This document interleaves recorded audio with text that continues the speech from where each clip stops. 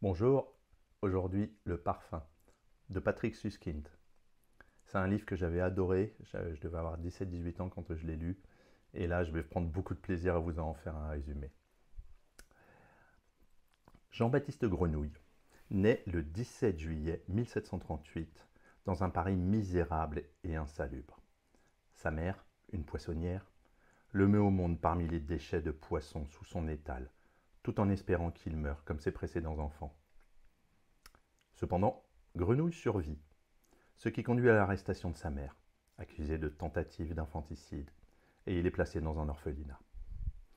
Dès sa naissance, Grenouille se distingue par son absence totale d'odeur corporelle, un fait qui le rend instinctivement rejeté par les autres. Pourtant, son sens de l'odorat, lui, est extraordinairement développé. Grenouille est capable de distinguer les odeurs avec une précision presque surnaturelle, une capacité qui devient centrale dans sa vie. Il perçoit le monde essentiellement à travers les odeurs, lesquelles lui procurent des informations sur les personnes, les lieux et même les émotions. En grandissant, Grenouille manifeste une personnalité froide, distante et inhumaine. Il ne cherche ni l'affection, ni la compagnie, préférant explorer seul le monde des odeurs. Il passe des heures à parcourir Paris, mémorisant chaque senteur et s'imprégnant de la diversité olfactive de la ville. Ses tuteurs successifs, dont Madame Gaillard, une femme qui l'élève dans son pensionnat, et Grimal, un tanneur cruel pour lequel il travaille, sont tous perturbés par l'étrangeté de cet enfant qui ne ressent ni douleur ni émotion. À l'âge de 15 ans, Grenouille découvre par hasard le parfum d'une jeune femme rousse, qui lui semble être l'essence parfaite de la beauté. Cette rencontre marque le début de son obsession pour la création du parfum ultime.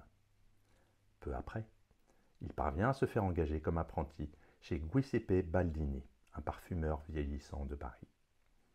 Baldini, initialement sceptique, se rend rapidement compte du talent exceptionnel de Grenouille. Le jeune homme recrée et améliore des parfums complexes avec une facilité déconcertante, surpassant de loin les compétences de son maître. Baldini profite de cette collaboration pour relancer son commerce, tandis que Grenouille apprend les techniques de base de la parfumerie. Toutefois, Grenouille réalise rapidement que les méthodes traditionnelles de distillation ne sont pas suffisantes pour capturer toutes les odeurs, notamment celles des objets et des êtres vivants. Son esprit créatif et sa quête de perfection le poussent à explorer de nouvelles méthodes. Après avoir acquis tout ce qu'il pouvait auprès de Baldini, Grenouille décide de quitter Paris. Il se retire dans les montagnes de l'Auvergne, où il trouve une caverne isolée. Il y passe 7 ans en ermite, plongé dans un état quasi méditatif. Dans cette solitude, il explore son monde intérieur des odeurs, loin de l'agitation humaine.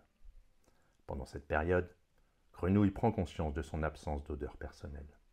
Cela l'effraie et le dégoûte, car il comprend que sans odeur, il n'existe pas aux yeux des autres. Grenouille quitte finalement sa retraite et fait route vers Grasse, une ville renommée pour sa parfumerie. Sur le chemin, il passe par Montpellier, où il se laisse étudier par un scientifique, le marquis de la Tailla d'Espinasse, qui croit avoir découvert une théorie sur l'influence des fluides vitaux sur la santé humaine.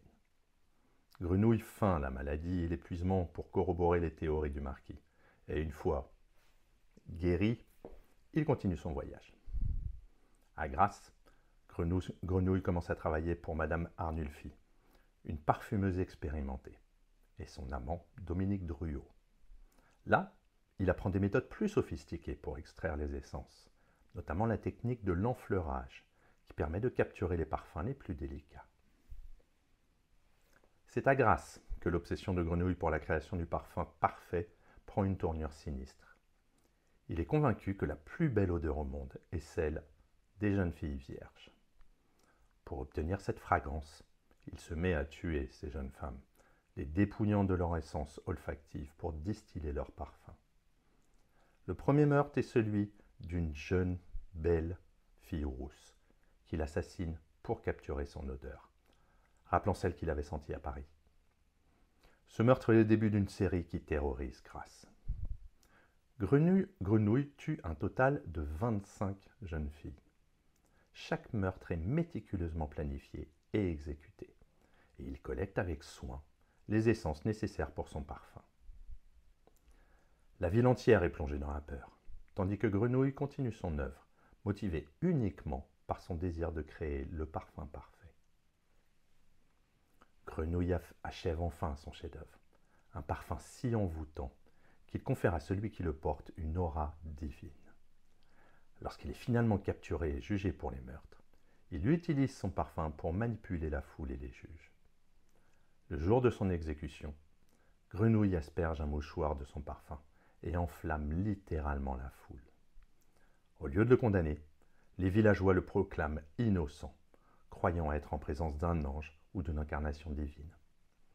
La scène se transforme en une orgie collective, où les habitants, enivrés par le parfum, se livrent à des actes de débauche, oubliant complètement leur intention de justice. Malgré ce triomphe, Grenouille ressent une profonde insatisfaction. Son parfum lui donne le pouvoir absolu sur les autres, mais il ne peut combler le vide intérieur qu'il ressent. Il est toujours aussi solitaire et déconnecté de l'humanité. Après cet événement, il comprend que son désir de créer le parfum parfait n'était qu'une illusion, un leurre, qui ne pouvait jamais combler son absence d'identité propre. Grenouille décide de retourner à Paris. En chemin, il réalise que même avec le parfum parfait, il ne sera jamais capable d'aimer ou d'être aimé. Sa vie lui semble dénuée de sens. De retour à Paris, il se rend sur le marché des Innocents, le lieu de sa naissance, un endroit symbolique où règne la pauvreté et la crasse. Là, il se déverse tout le flacon de son parfum, ce qui attire une foule d'individus misérables. Subjugué par l'odeur divine, il se jette sur Grenouille et le dévore. Grenouille accepte cette fin violente, satisfait de disparaître de la même manière qu'il est venu au monde, sans laisser de traces de son existence. On a donc Jean-Baptiste Grenouille, qui est le protagoniste principal du roman. C'est un personnage extrêmement complexe. Il est né sans odeur, c'est un être marginalisé dès sa naissance, ce qui contribue à son isolement et à son indifférence émotionnelle. Son absence d'odeur symbolise son manque d'humanité, mais aussi son besoin obsessionnel de se créer une identité à travers les odeurs. Grenouille est caractérisé par son intelligence et son talent olfactif exceptionnel. Pourtant, son génie est obscurci par son amoralité et son manque total d'empathie. Il voit les êtres humains non pas comme des individus, mais comme des réservoirs de parfums à exploiter. Sa quête de perfection, incarnée par la création du parfum ultime, le mène à commettre des actes atroces sans jamais éprouver de remords. Giuseppe Baldini, c'est donc le parfumeur vieillissant. Il est dépassé par les nouvelles tendances. Il représente la vieille garde des maîtres parfumeurs, enfermés dans des traditions, dépassés et incapables de rivaliser avec l'innovation. Baldini est initialement dépeint comme un homme vaniteux et jaloux, désespéré de retrouver sa gloire passée. Lorsqu'il découvre le talent de Grenouille, il voit en lui une opportunité de redorer son blason. Cependant, il devient rapidement dépendant des créations de Grenouille, ce qui révèle sa médiocrité. Baldini incarne le contraste entre l'art inspiré et la technique sans âme, incapable de comprendre que le génie de Grenouille ne peut être réduit à une simple maîtrise technique. Madame Gaillard, c'est la nourrice qui élève Grenouille dans le pensionnat. C'est une femme froide et insensible, probablement en raison d'une blessure à la tête subie dans son enfance qui l'a laissée sans capacité à ressentir des émotions. Elle incarne l'indifférence de la société envers les enfants abandonnés et démunis, une thématique centrale dans le roman. Le marquis de la Talla d'Espinasse. C'est un scientifique excentrique et prétentieux qui rencontre Grenouille lors de son voyage à Montpellier. Il incarne l'orgueil et la vanité des savants de l'époque, obsédés par leurs théories au détriment de la réalité. Il utilise Grenouille comme un sujet d'expérimentation pour prouver ses théories sur les fluides vitaux, mais il n'est finalement qu'un charlatan dont les idées ne reposent sur rien de tangible. Ce personnage permet à Patrick Suskind, donc l'auteur, de critiquer la pseudo-science et l'arrogance intellectuelle, en montrant comment Grenouille manipule facilement cet homme vaniteux pour atteindre ses propres objectifs. les victimes de grenouilles. Les jeunes filles tuées par grenouilles sont, pour la plupart, décrites comme des êtres de pureté et de beauté. Elles ne sont jamais vraiment développées en tant que personnages à part entière, car pour grenouilles, elles ne sont que des récipients de parfums.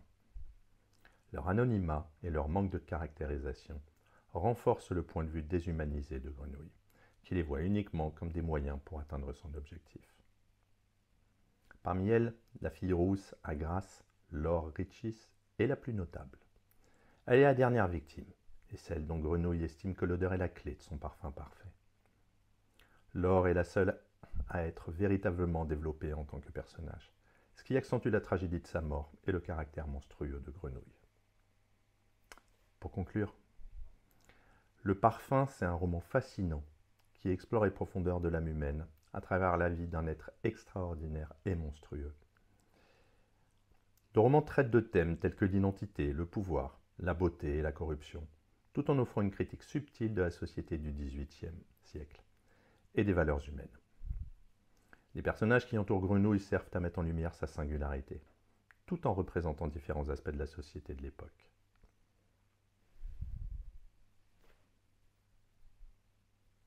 Je pense que c'est tout ce que j'ai à dire là-dessus, il faut le lire. À bientôt.